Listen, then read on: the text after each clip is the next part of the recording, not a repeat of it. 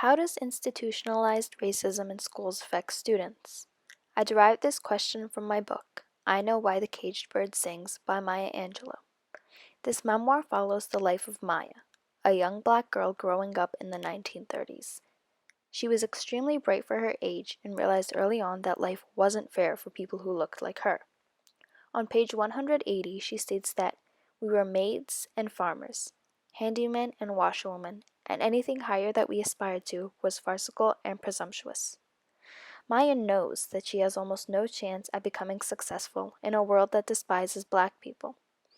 This quote made me think about America's racism today. It's definitely not as rampant as it was in the 30s, but it still occurs. This then made me wonder, how is it affecting American students of color?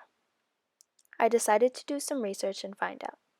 In an article by Casey Quinlan for thinkprogress.org, it is revealed that in many schools, black historical figures are often disregarded in their discoveries and impacts.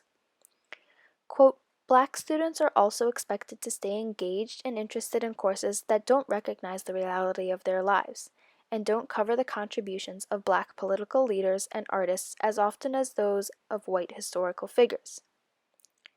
This fact reminded me of a quote that Maya spoke at her 8th grade graduation. She is angry because an official told the graduating class to aim for lower status jobs as opposed to white collar jobs.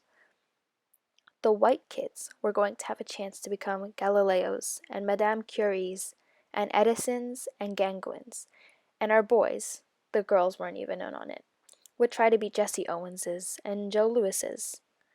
Owens and the Brown Bomber were great heroes in our world. But what school official in the white Gotham of Little Rock had the right to decide that those two men must be our only heroes? Who decided that for Henry Reed to become a scientist, he had to work like George Washington Carver, as a bootblack, to buy a lousy microscope? Bailey was obviously too small to be an athlete, so which concrete angel glued to what county seat had decided that if my brother wanted to become a lawyer, he had to first pay penance for his skin by picking cotton and hoeing corn and studying correspondence books at night for 20 years? Angela 179. In both time periods, back then and now, black youth and youth of color in general are being discouraged from entering respectable fields of work, instead being pushed towards jobs requiring less education and skill. Children should be taught that being white is not the only way to become successful.